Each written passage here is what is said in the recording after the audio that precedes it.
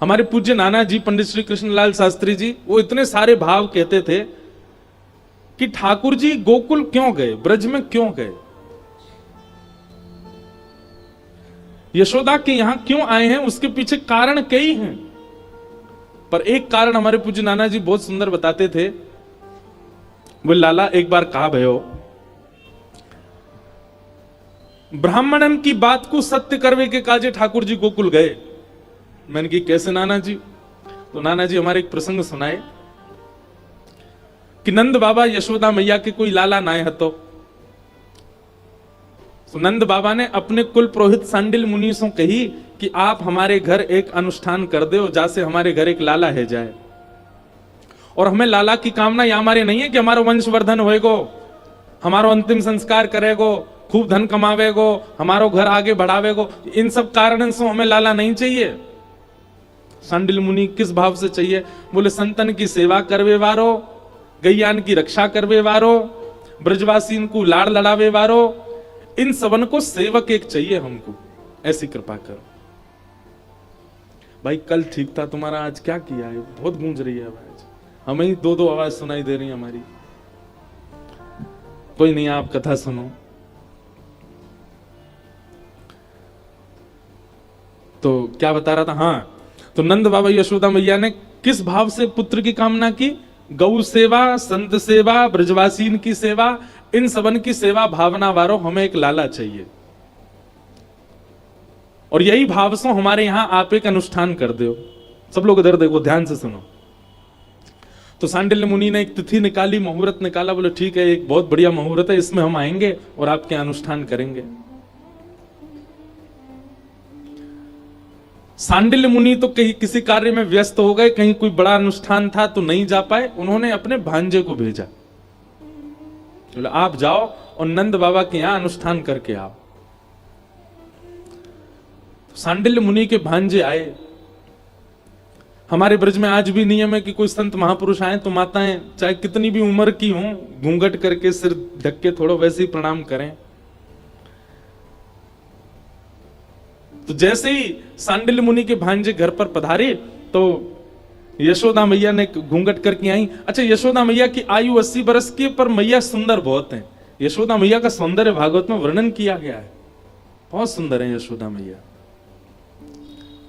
कोई विशाल रूप नहीं है मैया का, मैया बड़ी सरल सहज और बड़ी बड़ी बड़ी सुंदर है। ठाकुर जी की मैया है। तो यशोदा मैया जैसे ही सांडिल्य मुनि के भांजे आए, सब आचार्यगण आए, तो श्रृंगार तो किया ही हतो, उनने घूंघट करके जैसे ही प्रणाम करवे गई तो उनको लगे कि कोई नव विवाहिता कोई कन्या प्रणाम कर रही है।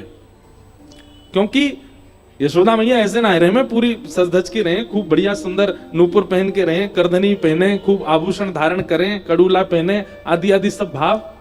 तो उनको देख करके कहीं ऐसा भाव आया कोई नवेली बहू तो नहीं है।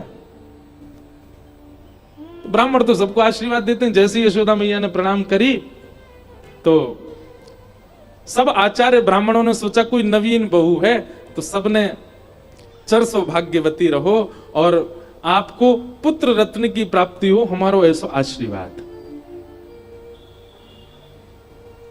हमारे पूज्य नाना जी कहते, बोले वही दिना ठाकुर जी ने मन बना लियो कि ब्राह्मणन ने आशीर्वाद दियो, ब्रह्म वाक्यम जनार्दनम, इनकी वाणी सत्य करवे मुझे जानो ही पड़ेगो। जन्म भले ही देवकी के यहां लिया ठाकुर जी ने। ठाकुर जी ब्रज लीला करना चाहते तो और भी तरीके हो सकते थे, देवकी के संग रह के भी कर सकते थे। यशोदा जी के पास क्यों गए? क्योंकि यशोदा जी को ब्राह्मणों का आशीर्वाद था। और फिर हमारे नाना जी एक कथा सुनाते कि सब ब्राह्मण अनुष्ठान के लिए यमुना तट पे पहुंचे और नंद बाबा ने खूब जोरदार महाराज व्यवस्था करी ब्राह्मणन के काजे।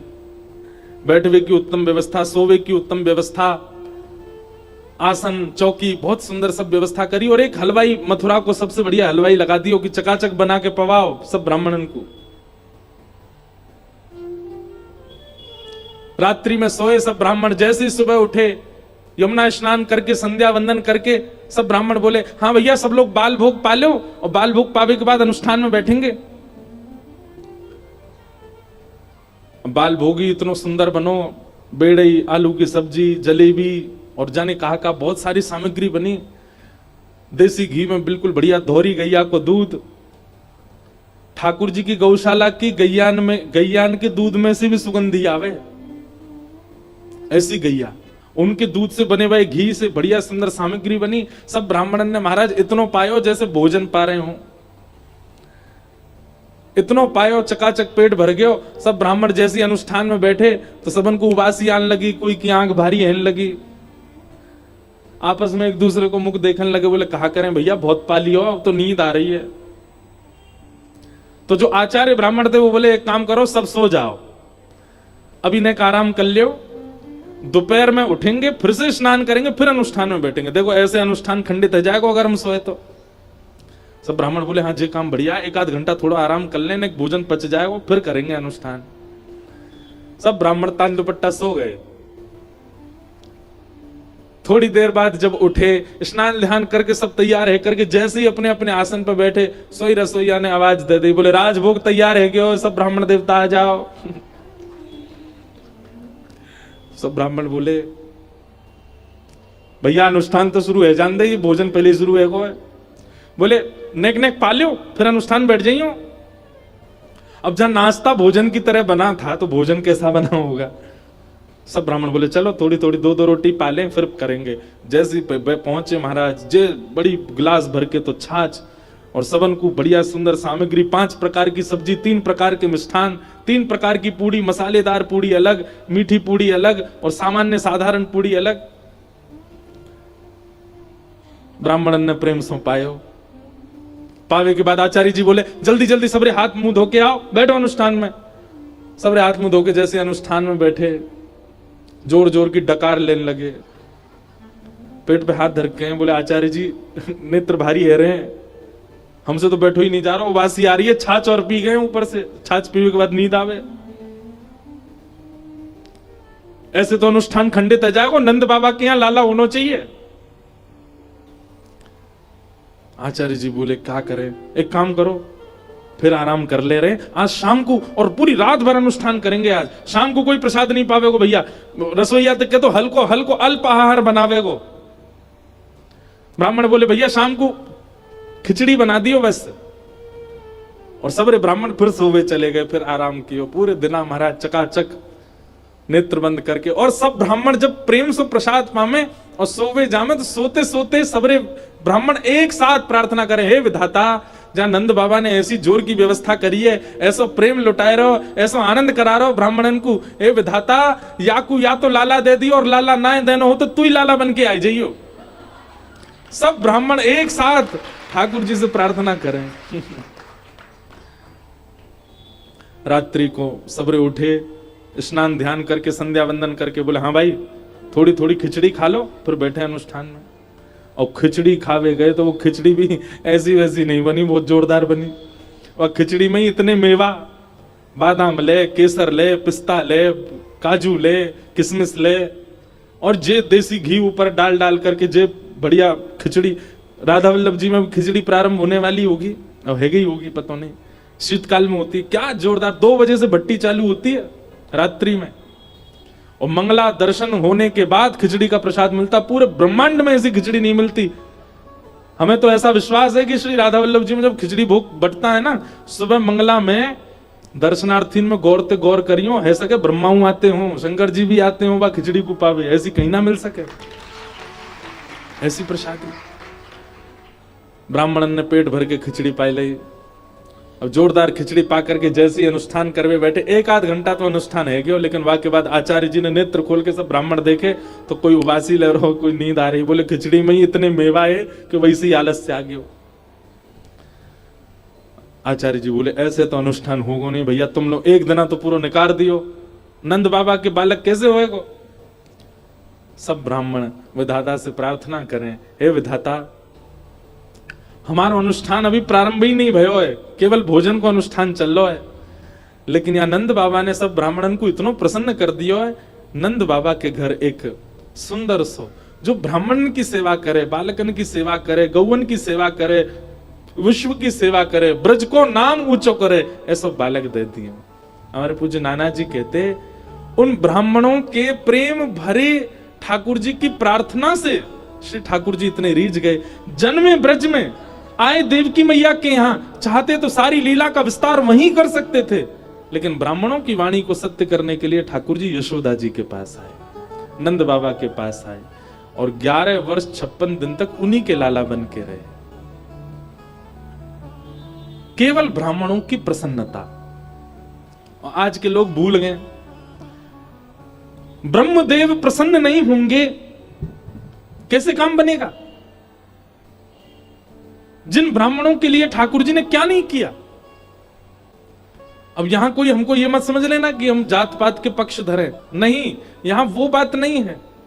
भाई हमको एक बात बताइए, सुबह उठ के माता पिता के पैर छूने चाहिए, ये कौन कहता है? शास्त्र कहते हैं, लेकिन हमको किसने बताया? ब्राह्मणों ने बताया। ब्याह में फेरे ऐसे होंगे, ब्याह में इतना दान करना चाहिए, ब्याह में कन्यादान के रिवाज ऐसे होते हैं, कौन बताता है? ब्राह्मण बताते हैं।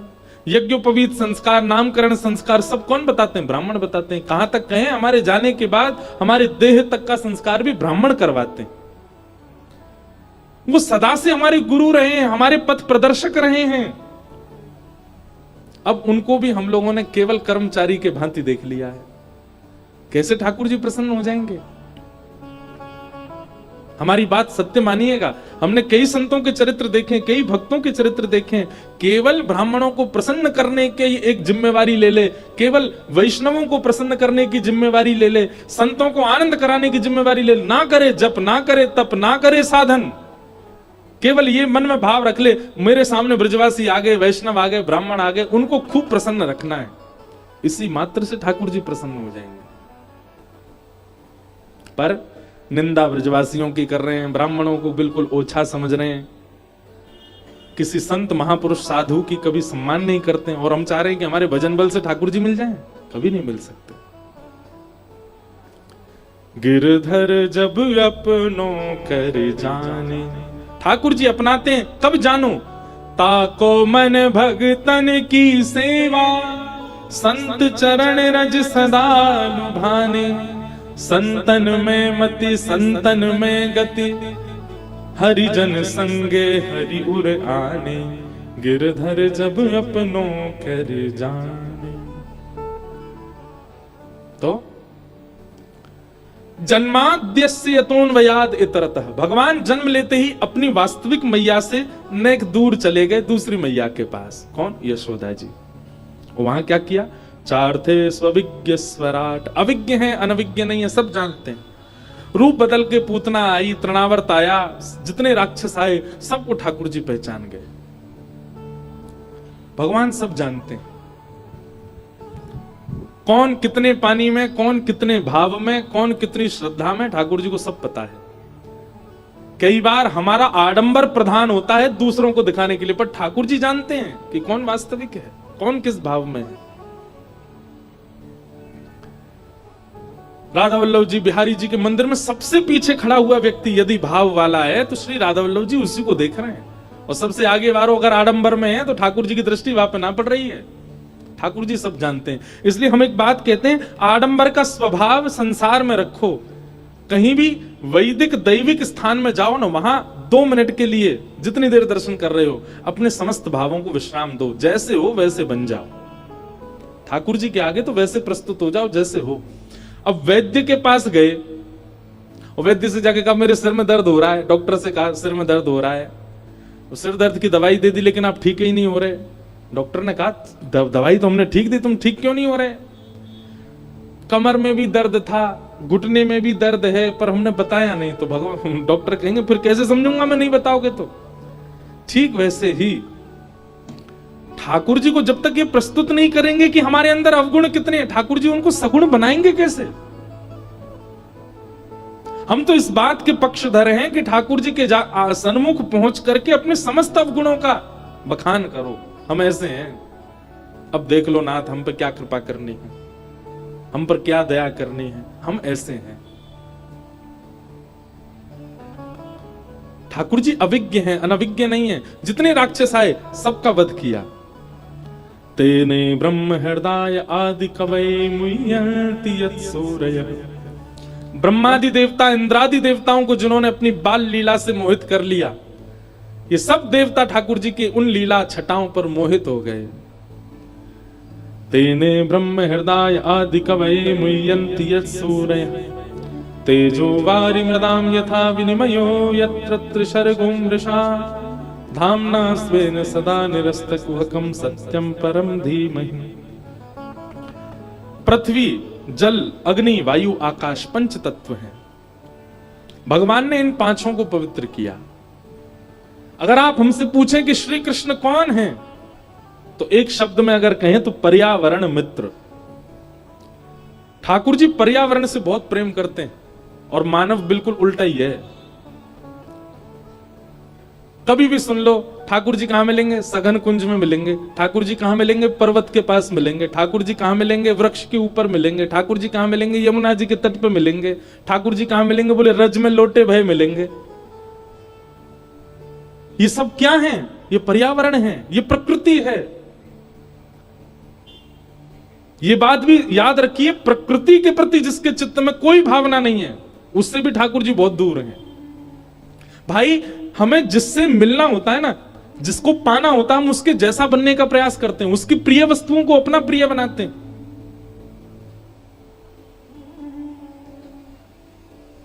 कोई कन्या प्रिय लग जाए किसी बालक को, वो लग जाता है, बस इसको क्या अच्छा लगता है वो मैं करूं। जो नहीं खाता था उसके प्रिय लगने वाली वस्तु वो भी खाने लग जाता है। और हमसे लोग आकर के ये प्रश्न करते हैं, महाराज जी जब प्याज की बनी वस्तु खाएं तो कंठी उतार के खा सकते हैं ना? इतना त्याग नहीं कर पा रहे ठाकुर जी के लिए? इतनी सी लूली बाई को नहीं संभाल पा रहे अपनी को? ये लूली बाई है कौन? जीव। एक भी हड्डी नहीं है इसमें, लेकिन आपकी सारी हड्डियां तोड़वाने की सामर्थ्य है इसमें। एक शब्द ऐसा बोल देगी सारी हड्डी टूट जाएंगी। तो पर ये जितनी घातक है उतनी ही काम वाली भी है। अगर इसको किसी ने संभाल लिया, श्रीमद् भागवत कहती है जितम सर्वम जिते रसे, वो पूरे विश्व को जीत लेगा जो अपनी रसना को जीत ले, जो अपनी जीव को जीत ले। अब जीव को जीतने का मतलब केवल रसों को जीतना ही नहीं होता, केवल उसके चटोरेपन को जीतना ही नहीं होता, उस जिह्वा को भगवद आश्रय कराना भी एक प्रकार से जिह्वा को जीतना है। तो हमें जिसको प्राप्त करना है, उसको जो प्रिय है, वो सब चीजें अपनी प्रिय बनाना प्रारंभ करना पड़ता है। ये प्रेम का स्वरूप है। ठाकुर जी को क्या प्रिय है? कुंज प्रिय है। ठाकुर जी को क्या प्रिय? विहार प्रिय है। ठाकुर जी को क्या प्रिय? नदियां प्रिय हैं, यमुना जी प्रिय। ठाकुर जी को क्या प्रिय? पर्वत प्रिय हैं। ठाकुर जी को वृक्ष वल्लरी प्रिय हैं। और क्षमा करना, हम कान पकड़ के कहें आज वृंदावन में सब नष्ट कर दिया, कुछ नहीं बचा।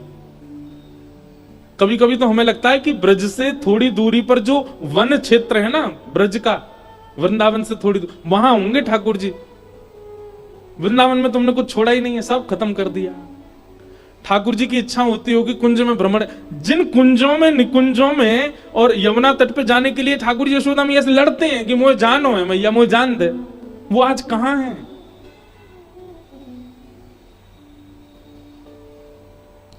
अब हम तो केवल प्रवचन कर सकते हैं, हमारे कहने से कुछ बदलाव तो वृंदावन में होने वाला है नहीं। श्री यमुना जी, हम अपनी बात कर रहे हैं, हमको कितने दिन हो गए होंगे आचमन किए हुए?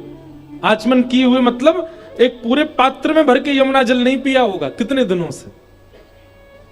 अभी स्नान पूर्णिमा थी ना इस वर्ष की, तो मैं उत्तराखंड के एक स्थान है कटा पत्थर,